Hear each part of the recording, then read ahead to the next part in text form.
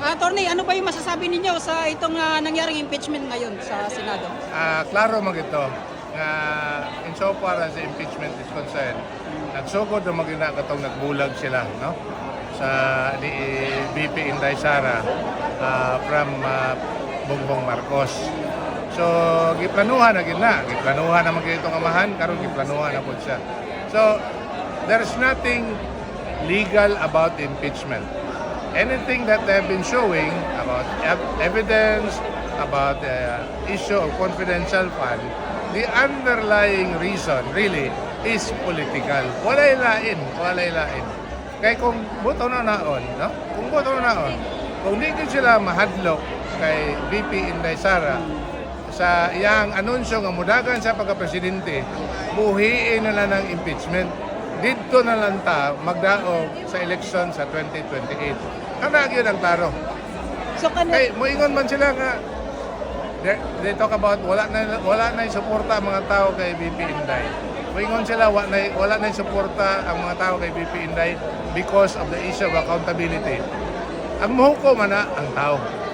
Dili ang katong mga membro sa Kongreso nga kibalo na ta bugat kayo ang aligasyon sa pagbinayranay sa pagduso aning impeachment. Bugat yun kayo na.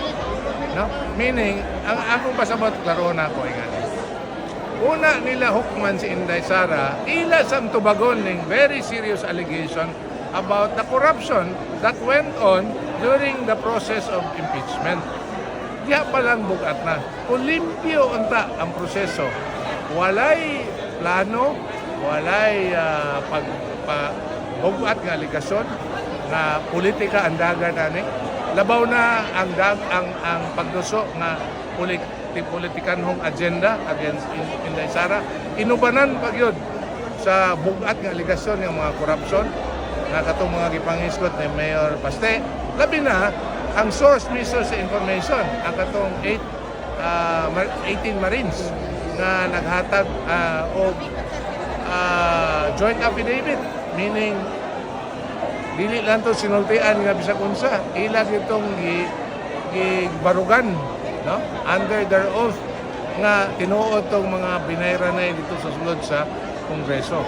Kung pwede unta, ilang sugdan to kung gusto nila nga dili to tinuod at ipagawas nila nga dili tinuod, ang buhaton nila ipatawag nila ng 18 Marines unya ilang ipaklaro sulod sa ilahang balay mismo, sa balay sa Kongreso. Kung kinsay katugan og tinuod wala. Timing kayo na pag-change sa leadership sa Senate, unya halos gipangkasuhan tanan ang mga senador. Di na ko matingala. Ang tawagan na, very simple lang. Carrot and stick. Kung dili makaya sa carrot, sa pagpalit sa boto, no? Kay nanindigan yun ang mga senador, nibarog sa ilahang pagtuo, no? Nga kinanglan ilisan ang liderato sa Senado. Natuman man po nga ilisan ang liderato sa Senado. Karon wa man madala sa karot sa kwarta, karon nangita ng bikil ng kasuhan. Kana wala lain, there is no other narrative except the most obvious, which is the strategy of carrot and stick. Attorney, about kay Senator Bato, attorney, na mo nigawas daw na warrant of arrest. So, sa tinuod to, attorney? Ang warrant of arrest na-confirm nga tinuod to gikan gi-issue sa ICC. No? Ana klaro.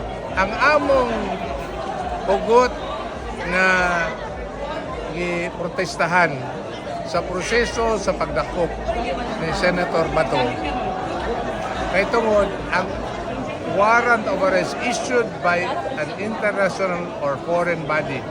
Anything dayuhan, anything gawas sa nason, dili na siya ang tawag sa English ana enforceable within Philippine jurisdiction. Kinahanglan ang gobyerno dili katungdanan o dili obligasyon ni Bato nga mo padangat sa korte. Kundili obligasyon sa gobyerno nga moadto sa korte sa Pilipinas para makakuha sila o mag-apply sila og local warrant. And kanang local warrant mo na ang imong ipatuman nga i-enforce against Senator Bato. Wa pa ta sa kaso ha.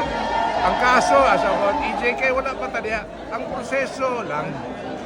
Lisod gyud kayo isip abogado nga atong tuhuan ang warrant of arrest nga gi-issue sa gawas sa nasod nga naamantay kaugalingong sistema sa panhustisya. Dugay na nato ning gibarugan naani sa Constitution, which shows to be a sovereign people to be governed by our own rules and laws. And therefore, the law that should apply to all Filipinos within the Philippines should be the Philippine Constitution and the relevant laws of the land. So ito, attorney, ano pala yung balita ngayon kay Tatay Digong? Di ba sa Ay, kanya sakit kayo paminawan, sir. Sakit kayo paminawan. Nakadungog naman mo na ng mga istorya nga si Tatay Digong natumba kapila sulod sa detention facility. Makasabutan ni Ana, kita nga mga taga Davao. Kaya wala mga ano, kita man mo, katong wala pa sa mapriso, kita man mo, katong pag-retire niya, kika sa pagka-presidente, naghago nga mahimong presidente o unom katuig, naghago mo serbisyos tao. Sa iyang pagkatigulang, nakita man ninyo unsaon sa Mulakaw dere. Hinayon, usahay katumbahon, mo nang pirmi sanay alalay. So katong nakitaan nga naay mga reports nga natumba siya dito sa sulod sa detention. And I will give context to that. Wala siya alalay dito sa sulod. Siya ra gyud 81 anyos nga tao nga dili maayo. Naman siya mga tambal nga ginatumar. Ining dili pareha ninyo nga basko na mahitabo yun nga matumba. Delikado og matumba. Labi na og mapakong ang ulo.